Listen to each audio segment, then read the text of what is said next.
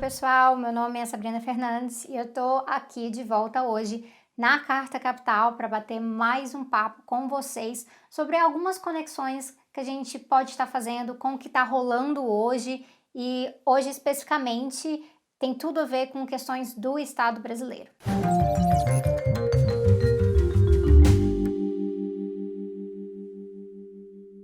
Aquele vídeo que saiu da reunião ministerial, vídeo infame, né, da reunião ministerial do Bolsonaro, deixou muita gente horrorizada. Outras pessoas ficaram mais naquela de, infelizmente, nenhuma novidade nisso aí, não tem nenhuma novidade no jeito bolsonarista de governar e, na verdade, eu sou uma delas porque eu tô um pouco acostumada, eu aprendi a esperar o pior desse governo, até porque, na verdade, esse governo, o Bolsonaro em si, nunca me deu razão para esperar algo diferente dele. Tá bem evidente para mim que o que eles fazem e o que eles deixam de fazer, essas negligências, são coisas bem alinhadas com o projeto político do Bolsonaro. Vai um parênteses aqui, teve gente, né, que amou aquela reunião, que concordou com absolutamente tudo que foi dito ali, que é aquela galera, aqueles 30%, que é a base fiel do Bolsonaro mesmo, mas eu não vou falar dessas pessoas agora, ok? Então, assim, eu acho também que é importante a gente compreender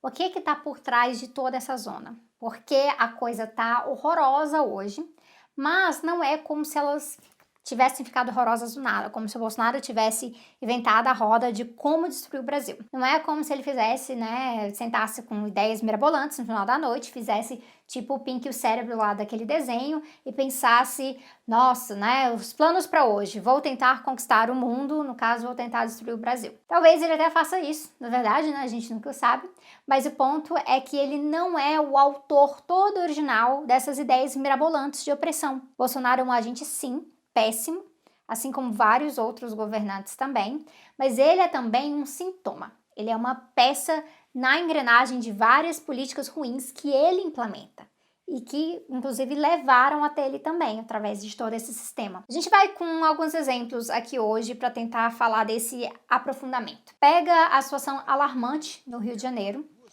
que tem operações policiais em plena pandemia, através do estado do Rio ali, mas também, né, tem dedo do governo federal em tudo, e aí rola assassinato de jovem, em que acontece da família nem ficar sabendo que a criança foi assassinada, até o corpo aparecer em algum lugar, até ser avisada.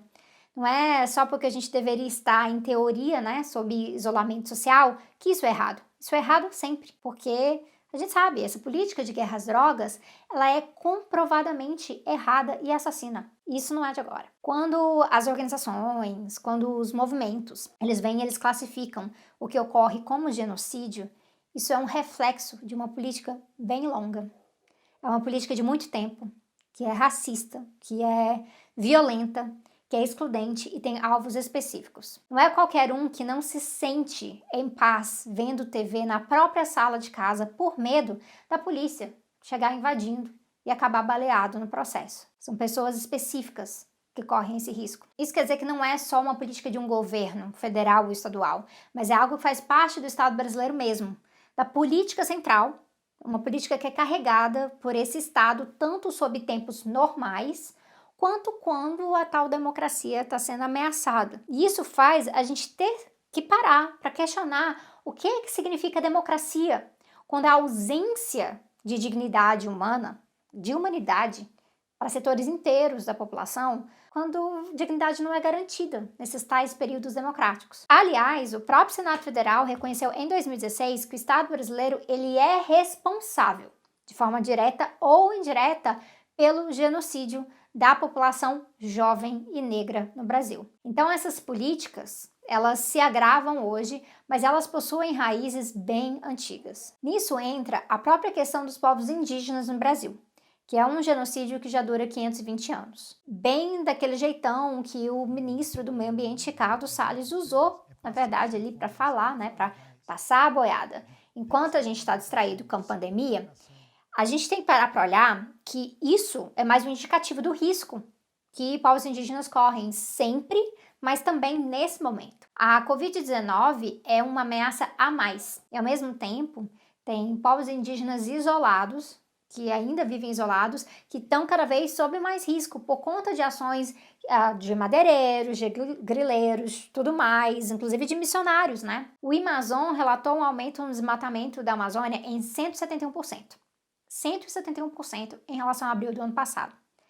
Essa é a história de destruição e de genocídio indígena, de ecocídio no Brasil também, com os biomas devastados, com os biomas ameaçados, porque se latifundiários e mineradoras puderem, se forem da escolha deles, eles vão passar por cima e eles vão fazer tudo isso com a ajuda do ministro. Outra coisa para a gente destacar seria o próprio ponto da educação. O estado da educação no país está um caos com a pandemia.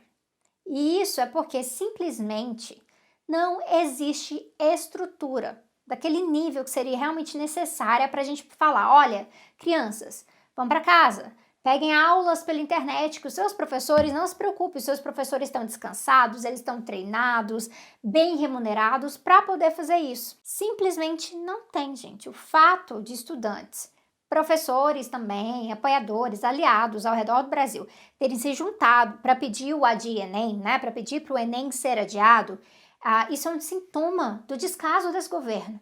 Que esse governo ele tentou empurrar, né, uma conversa de que basta estudar bastante, né, se esforça em casa, por conta própria e coisas assim. O Enem ele acabou adiado, mas na minha opinião não foi suficiente. Esse adiamento não é suficiente porque o ano letivo em si está em risco. Então a luta continua. E o que essa luta representa, a gente sabe também no contexto geral das coisas. Não é questão do governo não perceber que a maioria dos estudantes brasileiros, né, e dos professores também, em termos de estrutura, a maioria deles não tem essa estrutura. Nem todo jovem no ensino médio tem um notebook próprio de 5, 8, 10 mil reais para assistir aulas. Além da possibilidade de pagar aula particular, aulas de língua estrangeira em separado, acompanhar todo o conteúdo extra possível que achar na internet, porque, né, são pessoas que não têm que se preocupar se a família vai ser despejada no meio da pandemia. O governo sabe que isso é desigual, mas isso é normalizado. Eles empurram para debaixo do tapete. Porque essa história do acesso desigual à educação no Brasil, eles vêm com todo um papo sobre meritocracia, que basta se esforçar. Mas a educação, ela nunca foi para todos no Brasil. Mesmo nos governos que investiram mais em educação pública, o próprio sistema, estilo vestibular, ele é um sistema excludente. O fato que a classe a qual você pertence ajuda a determinar as suas chances de sucesso nele, e como muita gente no Brasil, na verdade, não tem como se dedicar integralmente, em tempo integral à educação, essa contradição, isso mostra que não dá para falar, né, que direito à educação é um direito pleno e universal no Brasil. Uma coisa pode ser uma coisa no papel, mas quando ela é outra coisa na prática, é aí que a gente vê que isso parte de uma política de Estado, não só de governo, sabe? Quando o Fundo Nacional de Desenvolvimento da Educação, quando esse fundo ele vai parar nas mãos de um cara do PL, a gente vê que não é por acaso. É mais uma vez o agravamento dessa lógica da política de Estado brasileira para a educação, que é uma lógica capitalista. É um jeito de garantir que o setor privado continue atraente,